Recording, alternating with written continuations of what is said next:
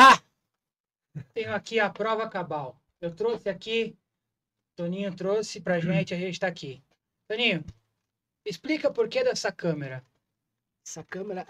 Nossa, essa câmera é manga pra mais de metro, cara. Então começa a contar o que aconteceu. Porque Ai. assim, estava conversando com o Toninho no off, e existe... Quem lembra aí do 11 de setembro?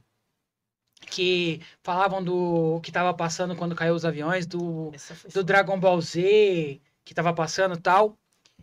E existe uma histeria coletiva tal. E aí a gente também tem uma histeria coletiva falando sobre aquele episódio do Hermes e Renato, do Padre Quemedo e o Filho do Diabo. E o Toninho me explicou, e ele vai explicar agora qual é a verdadeira história por trás desse vídeo do Hermes e Renato. O que aconteceu e o que essa câmera tem a ver com isso, Toninho? Cara, isso deu um pano pra manga na época que eu perdi uma caravana, me tacaram fogo num carro. Tive até, na época, em Jundiaí, desfile da Igreja Universal na porta da minha casa, que eu tive que dar até tiro, eu e um vizinho, para espantar o povo. O mesmo que aconteceu comigo, aconteceu com o professor Luiz Walter, um pouco antes, lá em Vitória. Cara, isso me custou caro. Pelo seguinte, na época, nos anos 90, levaram o senhor Padre Quevedo na minha igreja do diabo, na minha casa, na época, para fazer uma filmagem, para dizer que eu recebi o diabo. Vai vendo essa. Eu nunca falei se receber diabo nenhum. Sensacionalismo da época, né? Uhum. Para encurtar um pouco a história, essa câmera, ela ficou no chão, porque quando foram com o programa da senhora Rede Esgoto de televisão na minha porta, que levava naquela época, lá pegava o povo para fazer produção junto e tal. Foi quando eu ranquei a câmera, quando ele falou que se eu fosse o diabo, então eu entortasse o dedo dele.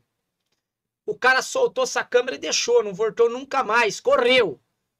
Maurício Kubrusler e não sei se está vivo ou não, mas Glória Maria, que era minha amiga, Deus que o teu, Satanás que aguarde, né? Meu pai Satã que aguarde.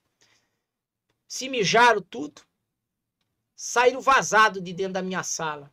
Só que eles foram tão canalha comigo, mas tão canalha com a minha pessoa, que saíram da minha casa, gravaram isso daí, foram lá no Pai Marcos, lá no Rio de Janeiro, levaram o Quevedo lá, porque viram que não tinha dado certo comigo, armaram com ele lá, gravaram com ele lá, ele usava um chapéu semelhante a esse meu, aí passou-se como foi o Marco, mas o primeiro fui eu. Eu sei que isso deu uma confusão tão grande na história que deu um efeito Mandela, que eu andei pagando isso até poucos tempos atrás, que televisão deixou de me chamar na época, perdi contrato com música, ih, rapaz, nego mudava da vila, via caminhões e caminhões de pessoas. Você me contou um caso de uma testemunha de Jeová. Testemunha de Jeová, não foi? Sim, sim. Que mudou. A dona Janice. Ela me cumprimentava eu toda semana. Ela enfiou os trem dela tudo em cima do caminhão Chevrolet e vazou da vila. Todo mundo, mas foi um negócio que na época, se tivesse especulação imobiliária, eu tava ganhando maior grana. O nego vazava da Vila Rio Branco, olhava eu, caía fora. Deus me livre, esse cara tem parte mesmo. E lógico, eu sempre tive, nunca escondi o que eu sou. Sou o que sou porque fui o que fui, né? Tanto é que quando eu montei a igreja, antes de eu ir lá para conhecer Antônio Zandor Lavei, eu deixei bem claro.